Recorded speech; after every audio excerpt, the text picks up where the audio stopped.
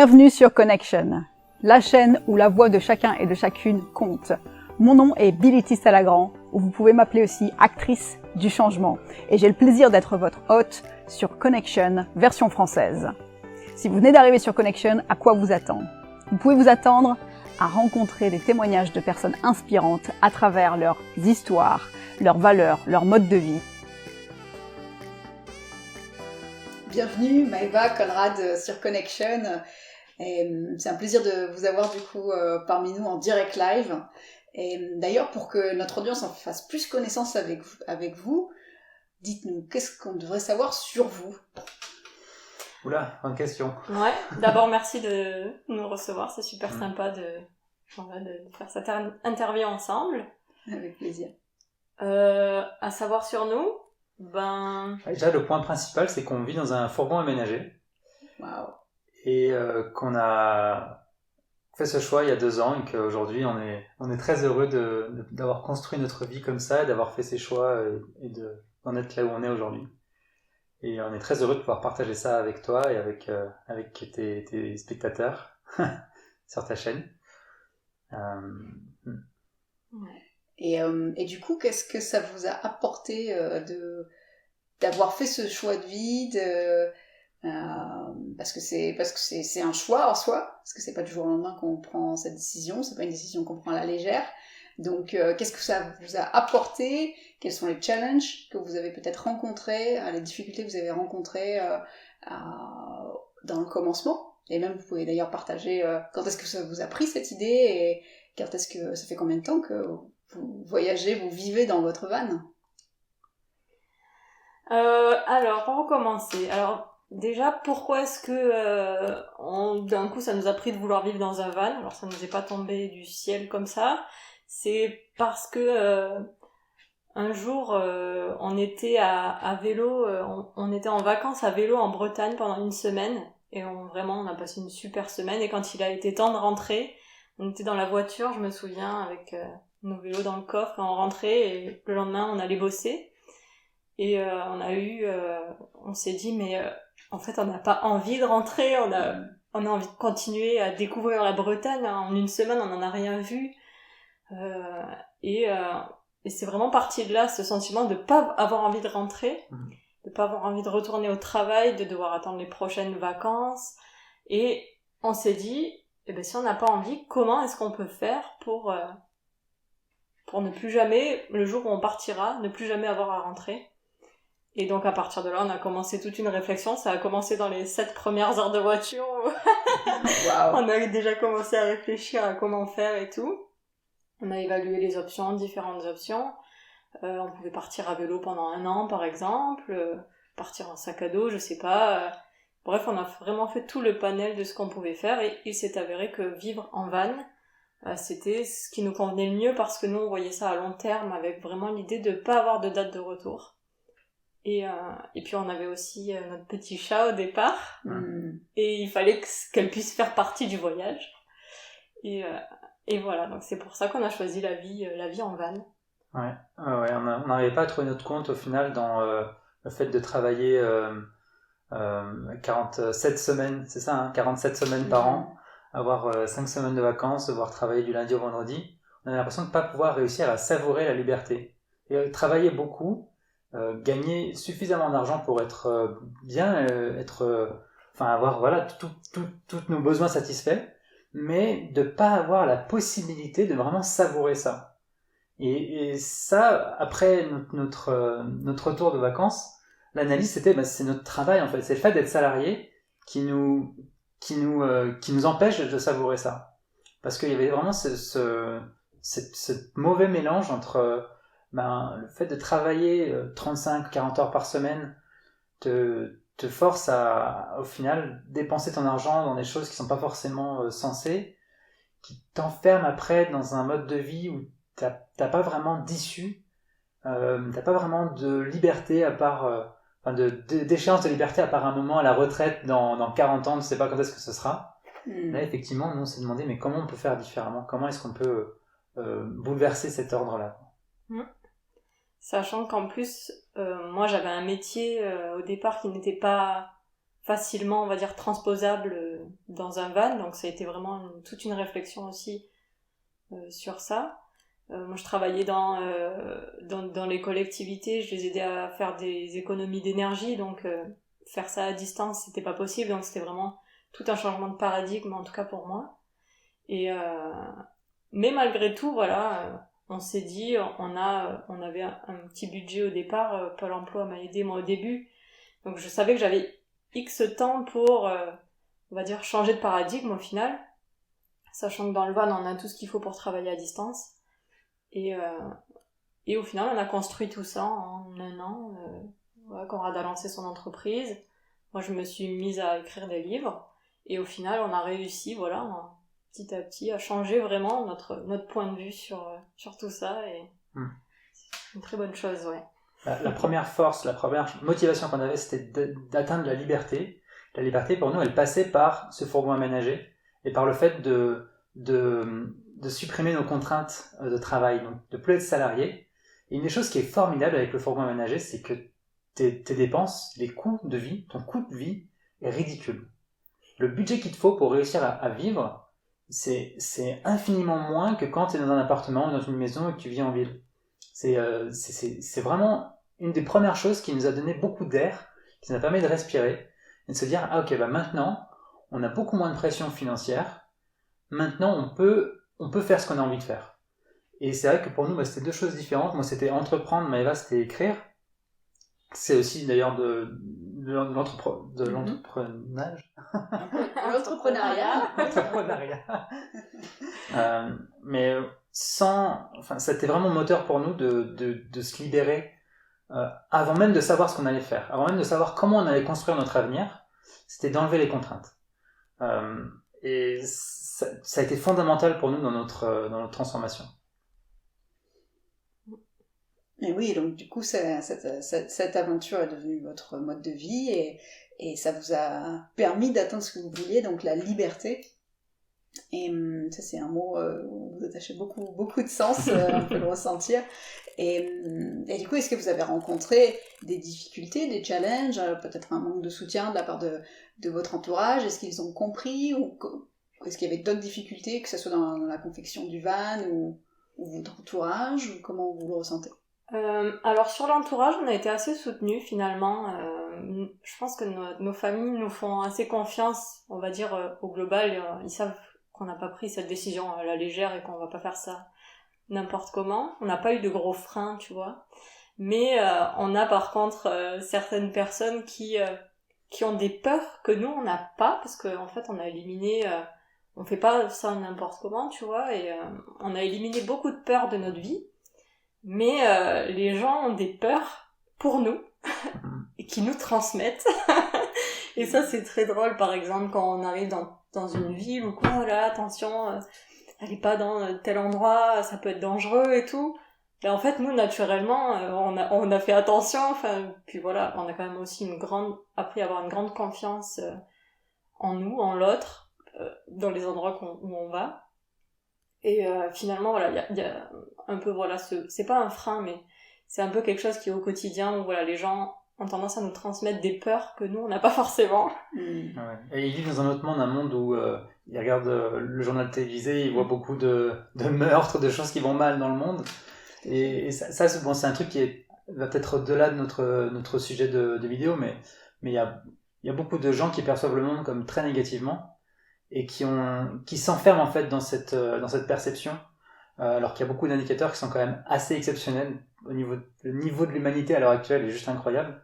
Et ce changement de comment est-ce que tu vois le monde, pour nous aussi a été fondamental, parce que c'est se concentrer sur le positif, se concentrer sur ce qu'on est capable de faire, bah c'est libérateur, quoi. Et c'est vrai que du coup ils nous transmettent des peurs que nous on n'a même pas conscience des fois. Et je pense, moi, la plus drôle, c'est souvent nous on aime bien, parce que notre fourgon il est très autonome, donc on peut rester 10 jours très facilement avec aucun contact.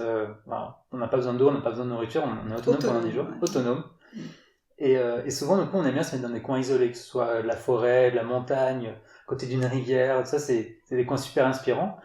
Et souvent, notre entourage, il dit, mais ça va, vous êtes pas trop seul, vous avez pas enfin, vous avez pas de risque, quoi, comme si le fait d'être seul à un endroit, alors qu'il y a personne autour, comme si ça c'était dangereux intrinsèquement. Et alors que nous, on a vécu des fois des semaines entières en voyant absolument personne, sans jamais imaginer qu'on était en danger, quoi. Mais par contre, dans l'imaginaire des gens, le fait d'être isolé est dangereux.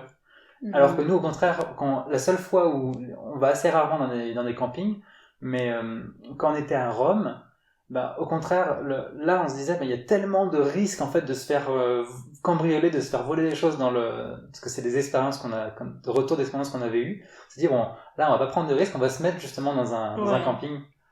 Mais c'est parce que justement, il y avait plein de monde. Et quand il y a plein de monde, c'est là où il y a plein de risques de comportement X ou Y, parce que c'est normal dans une capitale, c'est tout à fait normal. Mais voilà, donc c'est vrai que les croyances sont bien ancrées chez les gens et ils ont du mal à ne pas les transmettre.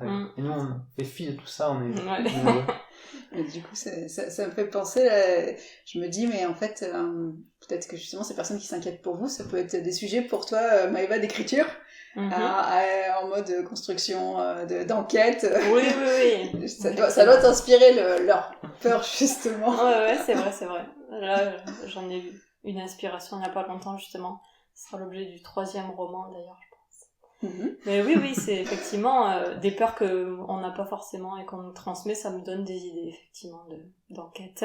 Mais c'est ça qui est intéressant, c'est que, oui, en fait, il existe autant de négatifs que de positifs, mais ça dépend à chacun d'entre nous où est-ce qu'on se concentre, en fait, où est-ce que nous mettons notre attention, et bien sûr, plus on va vouloir se focaliser pour trouver le mal, plus on va le trouver, mais à l'inverse, plus on va se focaliser pour trouver le bien, et qu'est-ce qui se développe, et qu'est-ce qui va bien, et plus aussi on va le trouver, donc cercle vicieux ou cercle vertueux, chacun fait son choix chaque jour, et selon ce qu'on consomme à travers les médias, à travers nos lectures, à travers les vidéos que l'on regarde, à travers les personnes qui sont en contact avec nous aussi.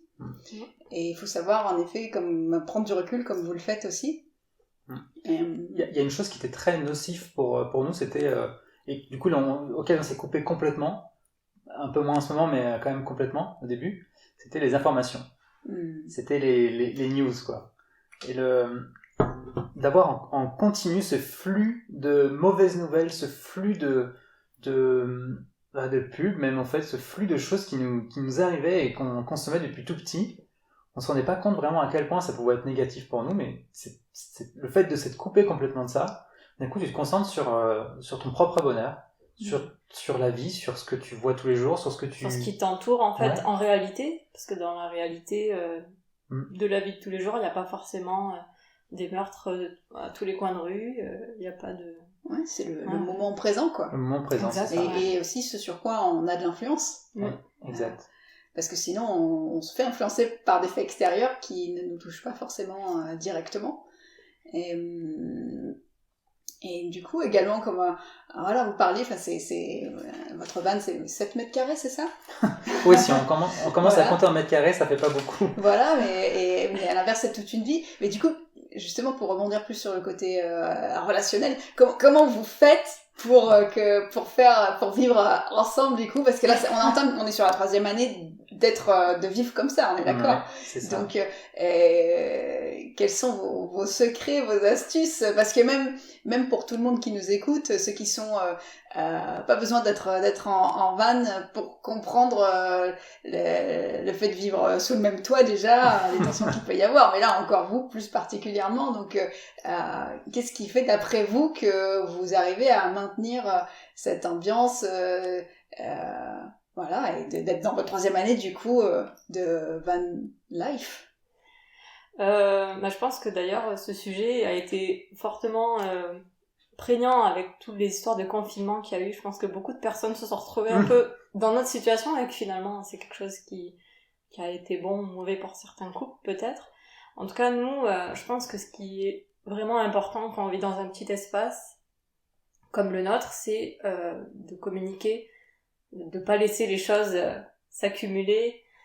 Dès qu'il y en a un qui va pas bien, qu'il le dise, et s'il a besoin d'être seul, que l'autre le laisse dans sa bulle. Si jamais ça va pas entre nous, d'en discuter plutôt que changer de pièce, c'est pas possible. Surtout s'il pleut. Voilà. Donc, ouais, c'est vraiment la communication, je pense. De toute manière, c'est la base, je pense, dans beaucoup de couples pour que ça puisse fonctionner. Ça, c'est vrai en van ou pas en van. Je pense aussi que notre couple fonctionnait déjà bien avant. Justement, on était déjà sur ce mode très communication et à l'écoute de l'autre. Et au final,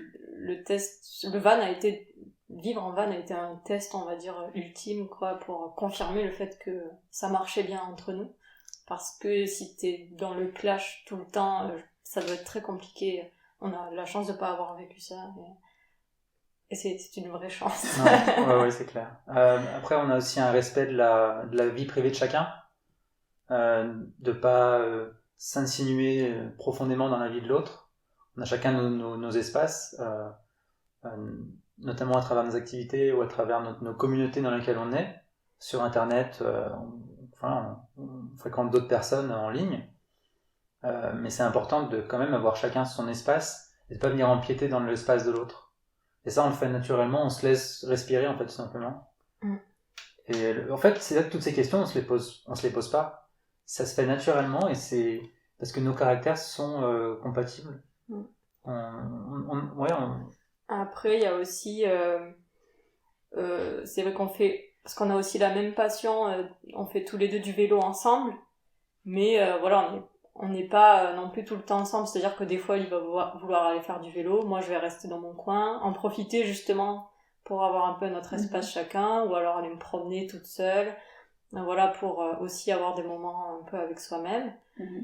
Et ensuite, par rapport au fonctionnement dans le van, ce qui fonctionne aussi, c'est qu'on a un peu chacun nos tâches. Il va plus faire la cuisine, pendant que moi je vais plus passer le balai, tu vois. Et ça aussi, finalement, dans une maison, c'est pareil. Mais dans un van, t'as besoin d'avoir cette routine aussi, avec chacun qui fait un peu ses trucs... Et ça s'est fait, nous, naturellement, chacun fait un peu ce qu'il préfère, ça s'équilibre bien, quoi. Chacun a ses responsabilités qui, au final, a choisi, quoi. Et donc, dans l'ensemble, donc, vous reposez, du coup, le fait que vous soyez solide, c'est basé, donc, d'après votre communication entre vous, l'espace que vous laissez à chacun, et puis la liberté, donc, d'avoir les responsabilités, mais des responsabilités choisies. Et aussi une grande souplesse. Je pense qu'on est très souple. C'est-à-dire que si un jour il y en a un qui a pas envie de faire un truc, c'est l'autre qui va le faire. Et à la fois, moi c'est parce que t'as mis l'assiette dans ce sens-là. Enfin, je veux dire, c'est pas forcément un bon exemple, mais parce que j'ai pas... Non, ça non plus c'est pas un bon exemple. Mais voilà, on n'est pas maniaque. Voilà, on n'est pas maniaque l'un avec l'autre, on n'impose rien à l'autre. Mais ça, voilà, c'est aussi être dans l'écoute et dans la souplesse, de manière générale.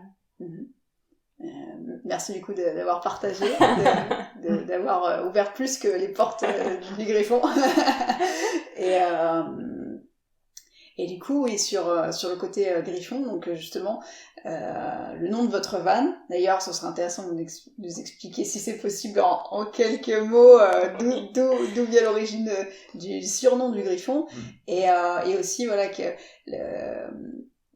déjà un récapitulatif sur votre voyage, peut-être environ combien de pays vous avez fait, et la distance parcourue en kilomètres, et qu'est-ce qui vous a le plus marqué, trois souvenirs qui vous ont le plus marqué sur votre périple.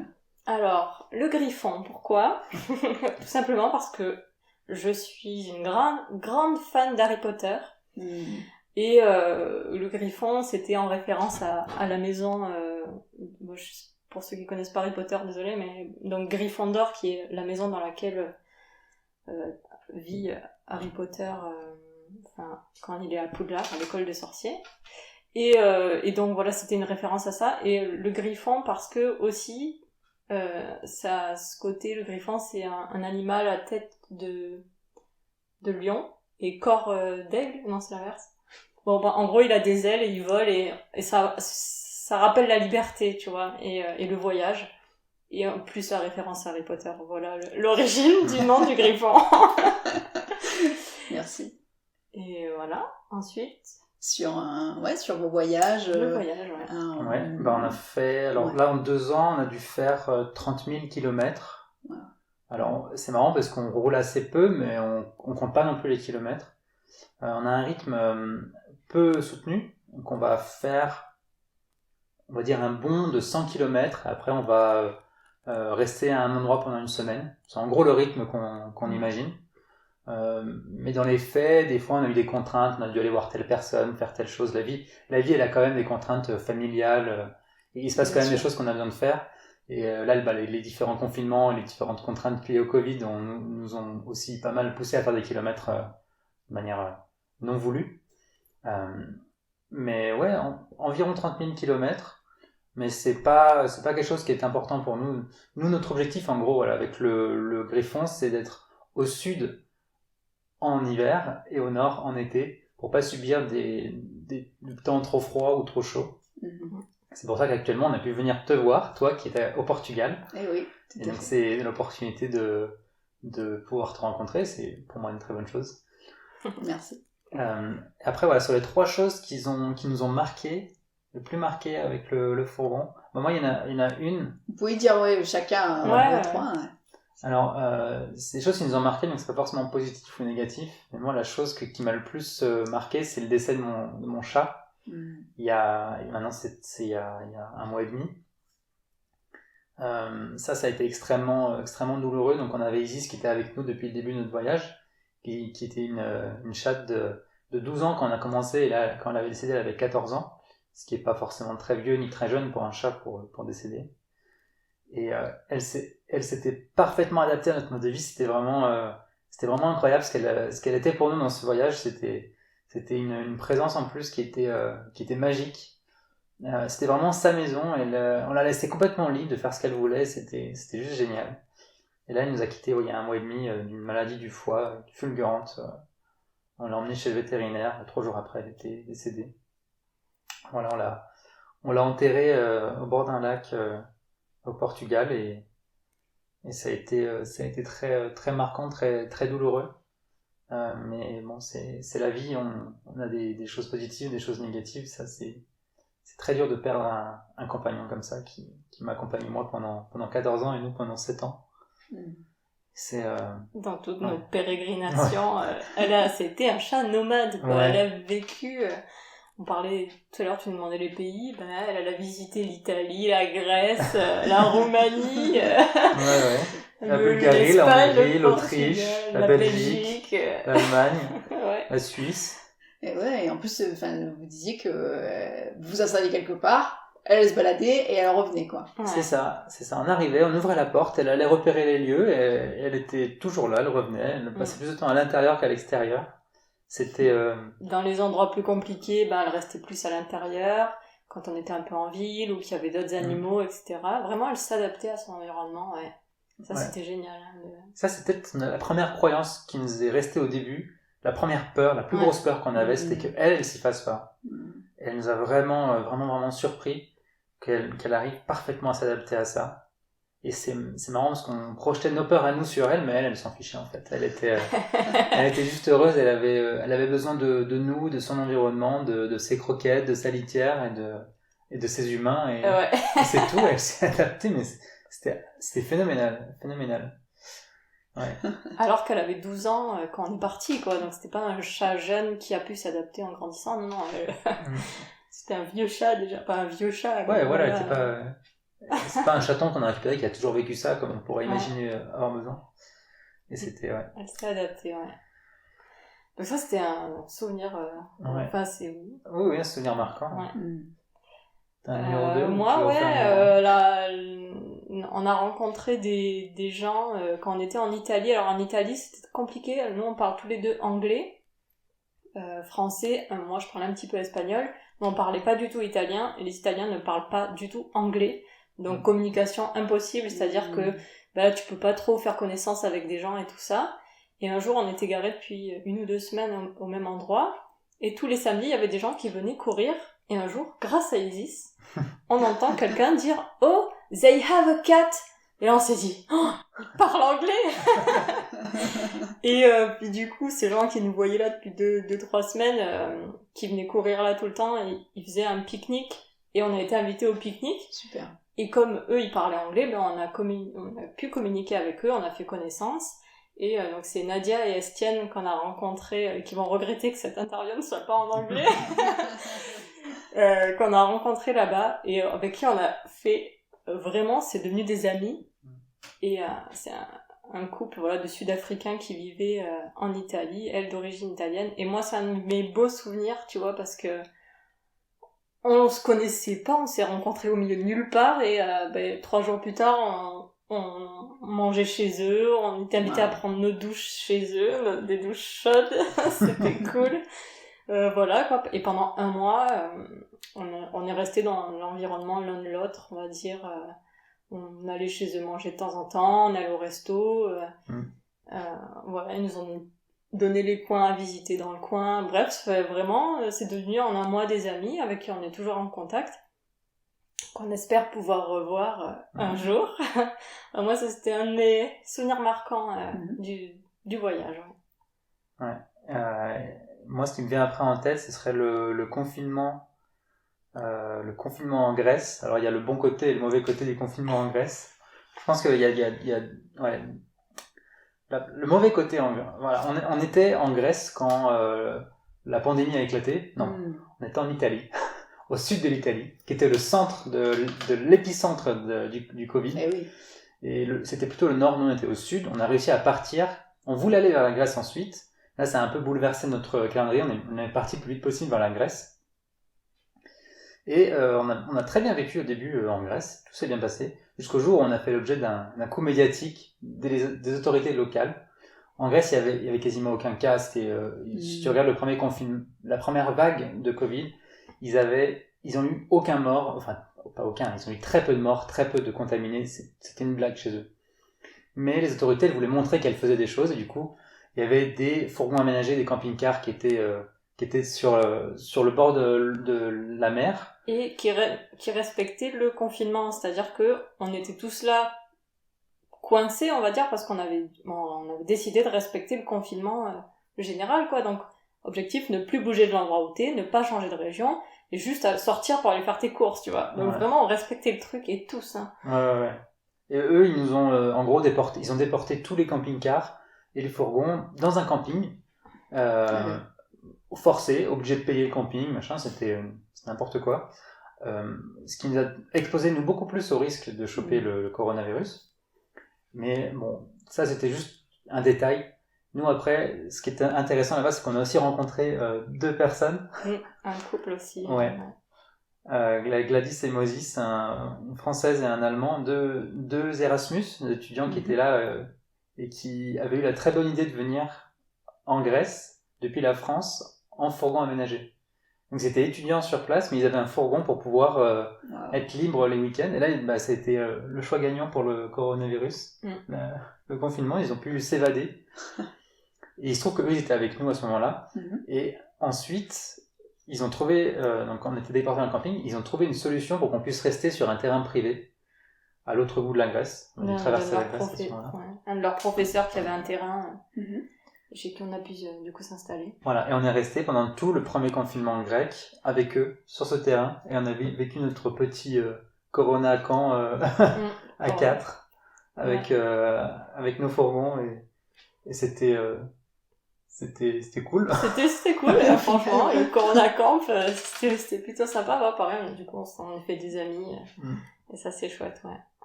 Et moi, c'est un moment qui m'a marqué aussi, parce que c'est le moment où moi, j'ai eu pour la première fois un projet professionnel, entrepreneurial qui a fonctionné. J'ai lancé pendant le mois d'avril. Depuis cette situation ubuesque en Grèce, coincé dans pas dans le camping, mais dans un Corona Camp à 4. Et c'est là où moi, ça faisait 6 mois que je travaillais sur mon projet actuel, mon projet entrepreneurial. Là, c'était un peu l'avènement, le moment où je le montrais au monde, où tout commençait à s'aligner. Et là, j'ai eu une réponse incroyable de mon public, de mon audience et des gens qui allaient bénéficier de ce que j'avais créé. Et ça a été l'étincelle à mon feu entrepreneurial, et ça a été génial.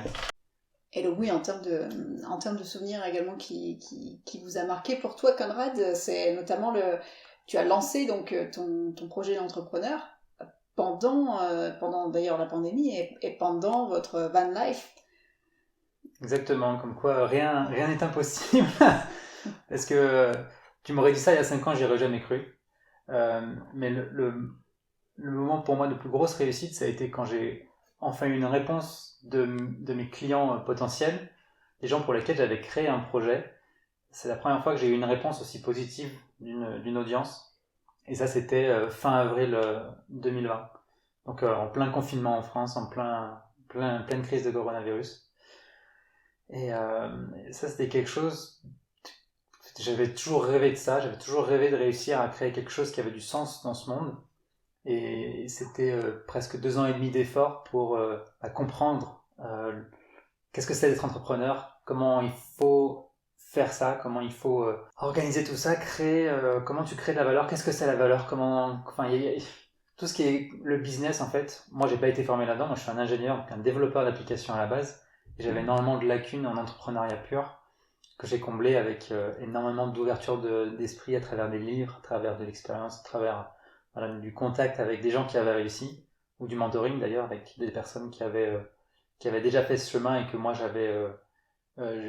qui m'inspiraient beaucoup, avec lesquels j'ai pu passer du temps. Et ça a été exceptionnel. Et voilà, moi, c'est un de mes souvenirs marquants, c'est d'avoir réussi à lancer ça. Et c'est presque du détail de l'avoir fait depuis un van et depuis une période aussi étrange. C'est génial.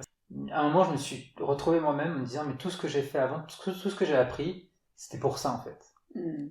C'est comme si tout s'était aligné. En fait, j'ai trouvé ma voie, j'ai trouvé ma vocation, j'ai trouvé pourquoi je suis là. Et j'ai besoin d'aider ces gens. Voilà, je suis au bon endroit au bon moment. Mais justement, en parlant d'aider les gens, parce qu'on ne sait jamais, ça peut toujours intéresser ceux qui nous écoutent. Est-ce que tu peux nous expliquer de manière simple ce que tu as créé, à quoi ça sert? Oui, tout à fait. Alors, moi, on s'était lancé depuis 6 mois en fourgon. Et moi, je me suis intéressé à la vente sur Amazon. Je me suis dit, qu'est-ce que c'est l'activité? Parce que c'est ce que je voulais faire à ce moment-là. Je me suis dit, je vais vendre sur Amazon, comprendre ce que ça veut dire, comprendre ce que c'est l'activité. Et je me suis lancé là-dedans. Et je me suis très vite rendu compte, en faisant ça, que c'était extrêmement compliqué. Et cette complexité, elle bloquait l'accès à des personnes qui étaient moins techniques que moi. Moi, je suis ingénieur en développement logiciel, donc forcément tout ce qui est technique, créer des images, respecter des formats, tout ça, c'est mon langage. Et il y a beaucoup de gens pour lesquels c'était pas le cas. Et il y avait une difficulté, vraiment, qui était très forte pour les autres vendeurs sur Amazon. Moi, je me suis dit, comment est-ce que je peux résoudre ce problème?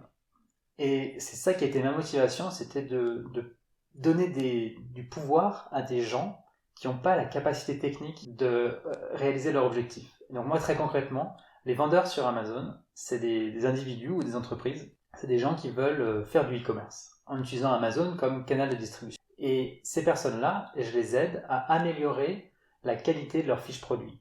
La fiche produit, c'est vraiment le truc que les clients vont voir avant d'acheter le produit.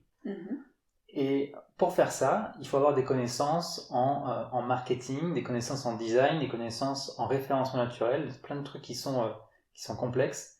Et pour assembler le tout,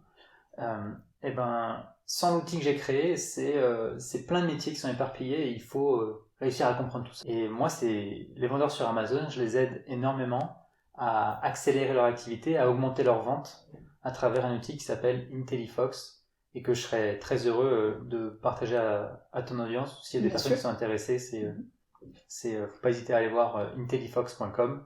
Voilà, n'hésitez pas à prendre contact avec moi si vous vendez sur Amazon ou si vous avez besoin d'aide pour ça, parce que c'est vraiment mon but, c'est d'aider tous ceux qui sont débutants et qui ont vraiment envie d'aller loin dans la vente sur Amazon, dans le e-commerce, ceux qui comprennent que c'est pas quelque chose qui est passif, que c'est quelque chose qui est vraiment un métier à part entière.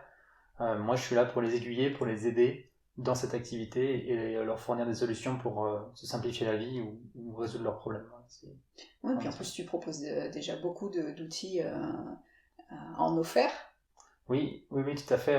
Pas hésiter à me contacter parce que je suis capable en ayant été au contact d'autant de vendeurs sur Amazon, je connais parfaitement l'écosystème et je connais parfaitement les pièges et les problèmes qu'on peut rencontrer. Et donc, ce que je propose, moi, c'est des rendez-vous gratuits de 15 minutes pour résoudre des problèmes. Donc, il ne faut pas hésiter à venir discuter avec moi sur intellifox.com. Voilà, avec grand plaisir, mais c'est vraiment pas le sujet de cette vidéo. Moi, c'est juste que je suis heureux de pouvoir partager que j'ai pu devenir entrepreneur à travers des choix et des changements de vie profonds dans ce que nous, on a décidé de faire. Et de tout ça qui a émergé d'une liberté infinie, liberté géographique, liberté financière. C'est un renouveau pour nous, et moi, personnellement, à titre personnel, j'ai jamais été autant heureux que maintenant, tout en ayant aussi peu de choses au final. C'est assez flagrant, moi, dans ma vie. C'est le minimalisme, la simplicité m'apporte beaucoup de bonheur.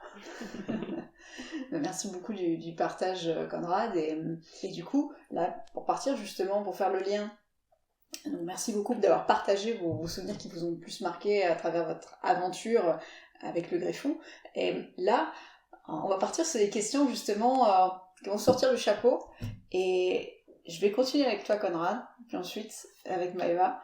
La question c'est, Conrad, en tant qu'entrepreneur justement, qu'est-ce que tu recommandes, ton top 3 en termes de recommandations pour notre audience qui est entrepreneur ou qui souhaite se lancer dans un domaine que tu choisis, mais qui est-ce que tu recommandes, que ce soit une newsletter, un YouTuber ou un livre, pour soit se lancer dans l'entrepreneuriat ou se spécialiser Je te laisse choisir le domaine. C'est un vaste sujet, il y a énormément de bonnes ressources.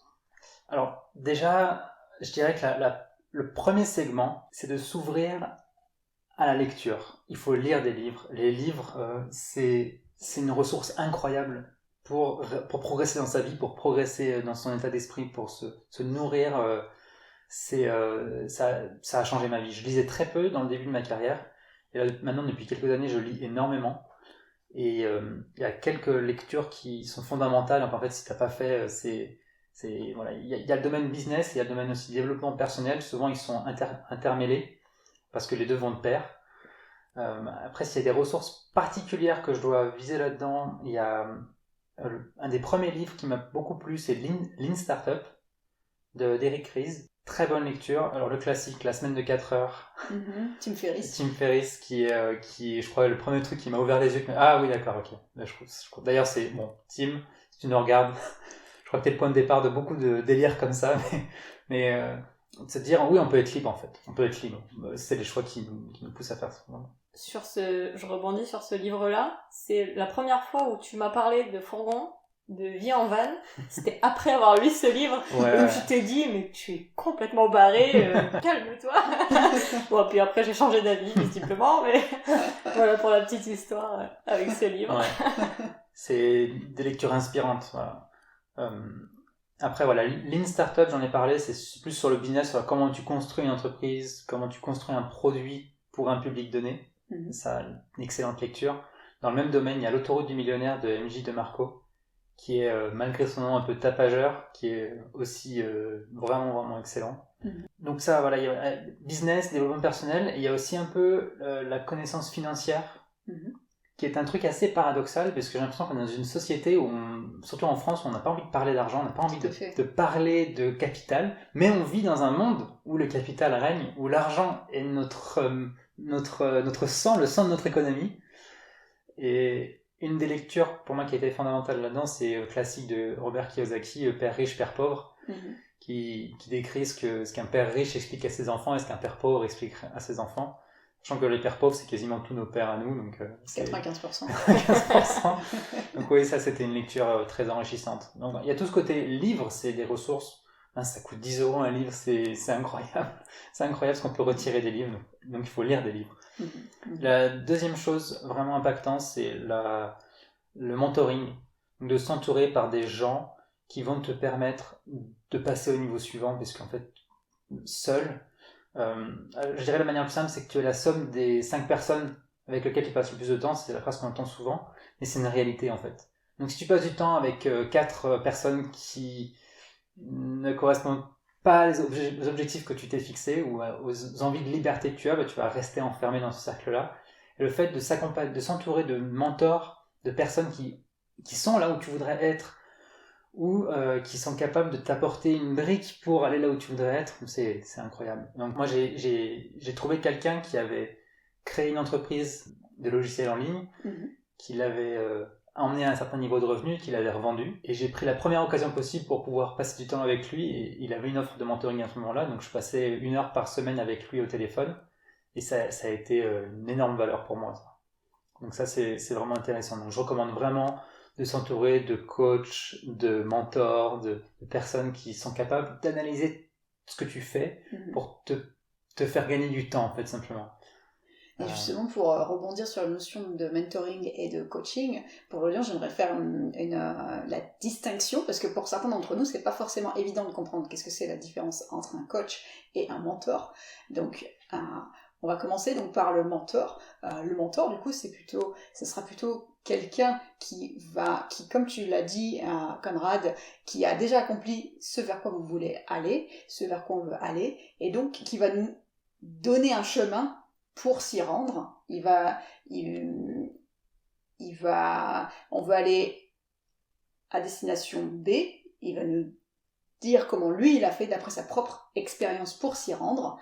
Donc le mentor, c'est plutôt quelqu'un, on va s'appuyer sur son expérience pour se rendre là où on veut aller, alors qu'à l'inverse, du coaching, ça va plutôt s'ouvrir d'après l'histoire du coaché, de la personne que l'on coach, et de l'amener à trouver lui-même ses réponses, alors qu'à l'inverse, sur du mentoring, on va lui donner un chemin que celui qui reçoit le mentoring choisit de prendre.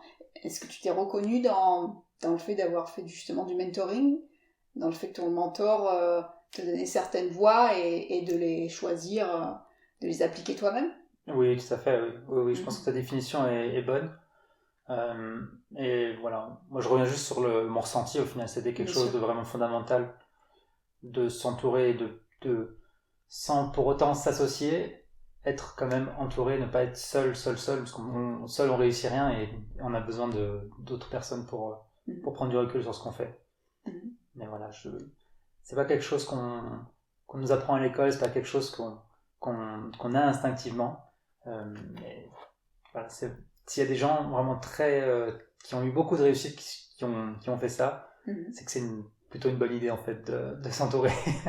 Ouais, tout à fait. Et puis en plus après, pour toi, avec ton expérience qui se cumule, toi aussi, pour toi, ça peut être une porte pour oui, c'est devenir certain. toi-même mentor pour ceux qui arrivent. Non, mais c'est clair, c'est d'ailleurs un projet que je suis en train de monter un projet où j'explique mon expérience, j'explique ce que j'ai vécu, parce que je suis sûr que ça peut à la fois inspirer des gens et aider des gens à réussir la même chose. Je suis pas un cas à part, je suis pas un génie, je suis pas quelqu'un qui... Tout ce que j'ai fait, c'est des choses que d'autres personnes peuvent faire. Voilà, c'est pas... Donc transmettre ça, pour moi, c'est vraiment essentiel dans ce que j'ai envie de transmettre, donc c'est effectivement une bonne chose. Et justement, c'est intéressant ce que tu dis là, Conrad, parce que tu mettais en avant que, justement, enfin, je suis pas un génie, et justement, il y a cette fausse croyance où on se dit, lui, il a réussi, il est au sommet de sa gloire, et on voit que le dessus de l'iceberg. On a tendance à oublier ce qui s'est passé avant, donc ce qui se passe en dessous de l'iceberg, et toutes les difficultés, et toutes les actions qu'on a dû prendre en fait pour avancer et avoir ce succès, parce que le succès c'est simplement la partie visible des entraînements qui ne sont vus par personne. Exact. Et donc je pense que c'est intéressant justement de mettre sur la lumière cette notion faussée du génie, parce qu'on est tous en mesure, enfin c'est ce que je pense, on est tous en mesure d'être plutôt sur l'expansion, en s'en donnant les moyens, en étant curieux, ouvert d'esprit, comme tu le disais, à travers les livres. Et justement, en parlant de livres,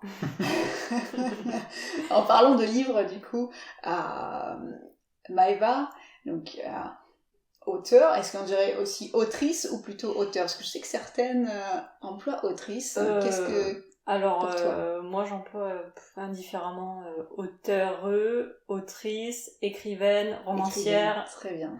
Peu importe. Donc, voilà. Tout me va. Voilà, donc tu sais qu'on s'adresse à toi en fait. Exactement. Et du coup, en tant qu'écrivaine du Crépuscule d'Aurore, ton premier roman, justement, je voulais voir avec toi si déjà, félicitations pour la sortie de ton premier roman et le deuxième en cours. Et pour ça, donc il faut de la créativité.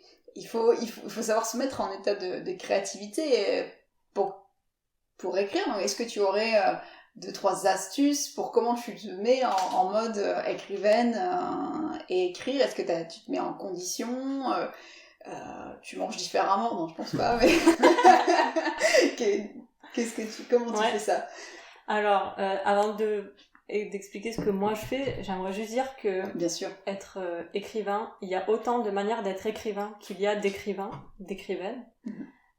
On n'a pas, dans les gens que je côtoie, qui sont écrivains, écrivaines, on a tous des manières différentes de fonctionner pour des résultats tous différents, et heureusement, sinon, qu'est-ce que ça serait ennuyeux de lire des livres. C'est vrai. Et aussi, ce que je voulais préciser, c'est que moi j'écris de la fiction, donc particulièrement des romans policiers, ce qui me différencie beaucoup des personnes qui écrivent de la non-fiction, donc des livres de développement personnel, etc. Je pense que c'est des démarches qui sont très très différentes dans l'écriture, j'entends, dans la lecture également, bien sûr. Et alors ensuite, moi j'ai une routine d'écriture, c'est-à-dire que pour écrire, tous les matins, je me fixe un nombre de mots à écrire. Ça me permet de... Ben voilà, je sais que le matin, en me levant, j'écris 2000 mots.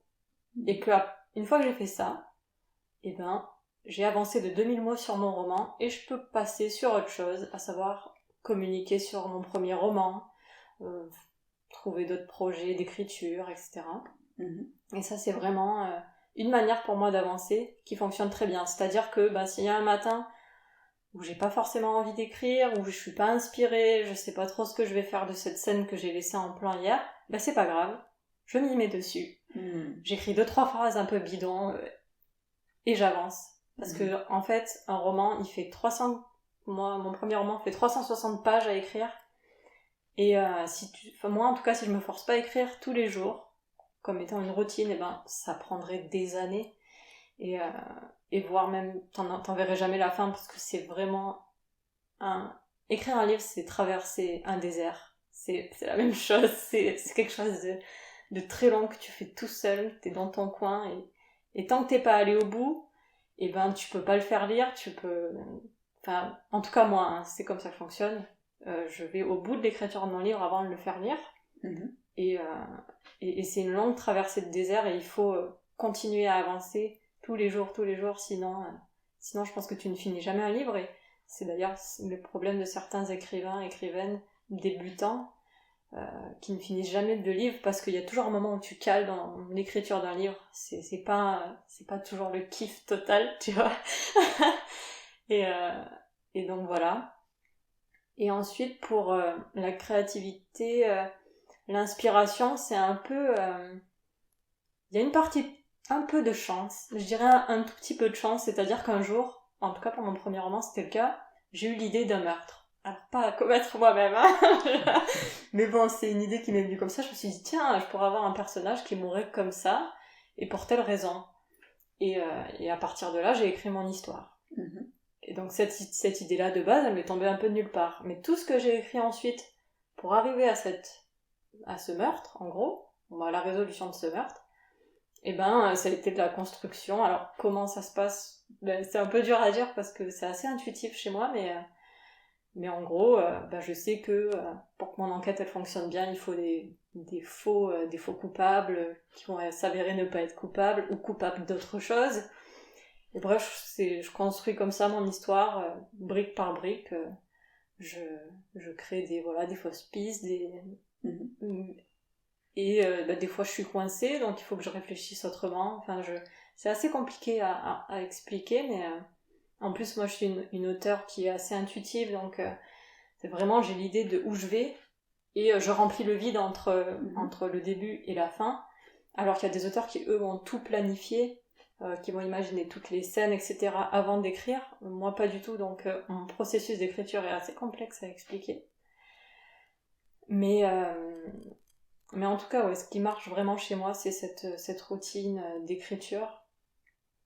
Et ce qu'il faut savoir aussi quand on écrit un livre, c'est qu'une fois qu'on a mis le point final, le premier point final, c'est un premier point final. C'est-à-dire que une fois que tu as écrit 380 pages, tu sais que tu vas devoir tout reprendre pas tout réécrire. Enfin, moi en tout cas, je réécris pas tout. Il y a des auteurs qui font ça, qui repartent de zéro. Bernard Werber fait ça, il repart de zéro, il réécrit tout, X fois. Non, moi je suis pas autant barrée, mais chacun sa méthode. Mais voilà, en tout cas, le point final n'est pas le point final c'est pas fini, le travail, il continue encore après, il faut relire, réécrire plusieurs fois, vérifier la cohérence entre les personnages. Il y a plein de détails sur 360 pages, c'est inimaginable. Toutes les petites choses. Et une fois que le texte est prêt, il faut le mettre en page. Ah, parce que ce qu'il faut savoir, c'est que moi, je suis pas passée par un éditeur pour mon premier roman. J'ai voulu l'éditer moi-même pour connaître toutes ces étapes, justement. C'est-à-dire que j'ai voulu savoir entre le moment où j'ai écrit mon premier jet et le moment où il est dans les mains d'un lecteur, qu'est-ce qui s'est passé en fait. Parce que quand on est un lecteur, on a le livre, mais on sait pas vraiment en fin de compte ce qui s'est passé. Et j'ai voulu faire toutes ces étapes moi-même pour comprendre, avant peut-être un jour d'envoyer mes livres à des maisons d'édition. Et donc, je me suis auto-éditée, et Amazon est une des plateformes qui permet de s'auto-éditer, avec un système d'impression à la demande notamment. Et donc, ça m'a permis de savoir qu'une fois que j'ai eu terminé d'écrire mon livre, j'ai dû tout réécrire, relire, faire corriger. Donc, j'ai corrigé moi-même, mais on peut le faire corriger par des professionnels. Ensuite, il faut faire tout ce qui est mise en page, avec toutes les pages on n'y fait pas forcément attention quand on est lecteur, mais la page de titre, la page de propriété intellectuelle, les remerciements, tout ce genre de petits détails, tu découvres plein de choses, c'est vraiment tout un univers. Après la mise en page, il faut préparer ton fichier pour qu'Amazon le lise. Alors moi j'ai choisi Amazon, mais il y a X milliards d'autres solutions que passer par Amazon. Enfin bref, c'est vraiment tout un monde. Et j'ai appris énormément de choses. Et donc aujourd'hui, si je dois envoyer mon livre à des éditeurs, je saurai ce qu'il y a derrière quand ils me proposeront un contrat. Je saurai ce qui se cache derrière. Donc je suis très contente d'avoir fait ce chemin pour mon premier roman. Pour le second, je vais peut-être l'envoyer à des éditeurs. Je ne sais pas encore. Mais voilà. Sur ça. Donc du coup, dans l'ensemble, oui, sur la partie créativité, comme tu disais, c'est déjà de se mettre, de s'asseoir, quoi, de le mettre de son agenda, de se poser devant sa feuille et d'écrire. Et après, voilà, on commence, j'avais même entendu dire, si t'as pas d'inspiration, tu prends le journal et t'écris quelques phrases du journal et pour le temps de mettre en route la machine, en fait. Donc vraiment pour l'audience, vous qui nous écoutez, si vous avez envie de vous mettre à l'écriture, c'est simplement de s'y mettre. Vous écrirez pas du jour au lendemain à un Ken Follett ou un Harry Potter, mais ça vient au fur et à mesure, ça vient une page après l'autre, et pour ça il faut se mettre dans la routine. Et en fait c'est comme tout, il faut simplement commencer par 5 minutes ou 100 mots, puis ensuite augmenter la cadence au fur et à mesure. Atteindre votre objectif de 2000 mots, oui, mais pour ça commence en écrivant déjà les 50 premiers, puis les 100 premiers, et de se poser devant. Et ensuite, oui, tu parlais, du coup, c'est intéressant aussi la partie de la commercialisation de ton livre en ligne à travers Amazon. En plus, t'as un pro de la fiche produit, donc on fait une bonne équipe. Voilà, c'est une bonne équipe. Je pense que ça fait partie de vos critères quand vous vous êtes rencontrés. C'est ça. C'est sur Amazon, moi aussi, c'est bon. Mais du coup, oui, cette partie créativité aussi, où tu parles de l'intuition, donc c'est de s'écouter aussi, et c'est probablement aussi le fait de prendre une pause, quoi. Comme t'es assez nature, tu vas te balader, donc ça te permet aussi de faire une pause entre tes temps d'écriture, donc le temps de travail, et des créativités, et le temps justement de recharger cette créativité. Exactement. Et pour ça, il faut sortir, il faut prendre l'air. Tout à fait, ouais, c'est quelque chose que j'ai pas mentionné, mais parce qu'il y a une partie donc je disais un peu de chance, mais c'est beaucoup d'observation, d'observation des autres, de la nature, des situations.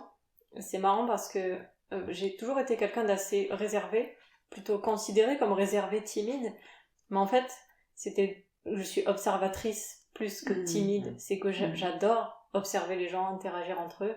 Tout à l'heure je vous écoutais parler, et, tu vois, pour moi ça c'est une source d'inspiration par exemple, et tout ce que je lis, un jour ça se retrouvera d'une manière ou d'une autre dans un roman, parce que là Enfin, moi, les romans que j'écris, c'est des romans sur la vie.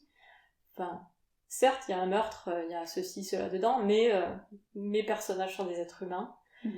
Et c'est vrai que la créativité vient, en fait, de tout ce qui m'entoure. Et effectivement, pour pouvoir écrire le matin, il faut que j'ai vécu, finalement, un bout de vie. Si je suis restée enfermée, ça va pas forcément nourrir ce que j'écris.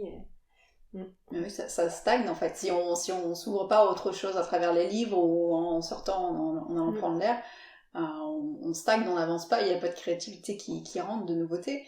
Et du coup, là, en étant sur 2021, on démarre. Il y a une chose que j'aime bien faire, là, ça va être ma 2e année. Et voilà, certains d'entre nous, en janvier, on prend des résolutions. En sachant que 80% d'entre nous en février on les met à la poubelle. Donc je voulais savoir ce que je fais du coup, et là c'est ma 2e année, c'est de trouver 3 mots pour définir l'année. Donc je voulais par curiosité comprendre pour vous quels seraient vos 3 mots pour 2021. Qu'est-ce que vous voulez être, ou qu'est-ce que ça vous inspire 3 mots. Ouais. Ouais. Liberté. Ouais, ça m'étonne pas. Continuer à être libre. Ouais. Moi, à titre personnel, après, c'est croissance. C'est mon projet actuel, l'emmener le plus loin possible. Bien sûr. Ouais, et créativité, hein. Je pense que ça résume bien notre... Ouais. Voilà, liberté, croissance et créativité. Voilà, ça résume notre vie. À la fois ensemble et séparément. C'est superbe. Et également, est-ce que vous aviez chacun un message à passer à l'audience ? Moi, je vais passer un message pour nous deux. Si vous voulez en savoir plus sur notre vie, on a une chaîne YouTube qui s'appelle Fourgon Voyageur. On n'est pas hyper actif dessus parce qu'on a des travails qui sont extrêmement preneurs. Donc pour y accéder, c'est youtube.com/griffon, G-R-I-2-F-O-N, youtube.com/griffon. Et on a quelques vidéos où on montre notre environnement de vie, on montre un peu ce qu'on fait, et voilà, ça peut être intéressant, et voilà. Et justement, en fait, tu répondais à la question suivante, justement, comment vous faisiez pour découvrir votre univers. Voilà, sur la chaîne YouTube, c'est très bien, et ça, c'est lié à un blog qui s'appelle fourgonvoyageur.eu, où Maëva écrit des articles de blog, publie des photos, partage notre vie. Ouais, plus sur le voyage propre, les villes qu'on visite, les découvertes qu'on fait, tandis que Fourgon Voyageur, la chaîne YouTube, c'est plus notre environnement de vie, quoi. Voilà, c'est un peu différent. Et je suis plus active sur Fourgon Voyageur, le blog, que sur YouTube. Et là, nous, on a un gros projet qui va sortir dans les prochains mois, qui est extrêmement important pour nous. Donc c'est de l'écriture, mais c'est aussi de la lecture. Ouais. C'est le jour où notre van s'est transformé en studio d'enregistrement pour podcast. Waouh. Ouais. Parce qu'au final, ce que Maëva fait, c'est écrire des histoires. Et là, elle a eu l'idée de créer une série policière audio. Donc une histoire racontée avec une ambiance on n'a eu que des bons retours dessus. C'est vraiment une très bonne expérience audio. Merci Maëva et Conrad de nous avoir rejoints sur Connection, la chaîne YouTube où la voix de chacun et de chacune compte. Pensez à retrouver Maëva également sur Instagram à Rose Livre. Vous y découvrirez son dernier podcast Polar, lancé tout dernièrement, et en bio à disposition. Lancez-vous, imprégnez-vous de l'environnement qu'elle a su créer. J'ai personnellement écouté la bande-annonce et vraiment, on s'y sent déjà dans les enquêtes de Moretti.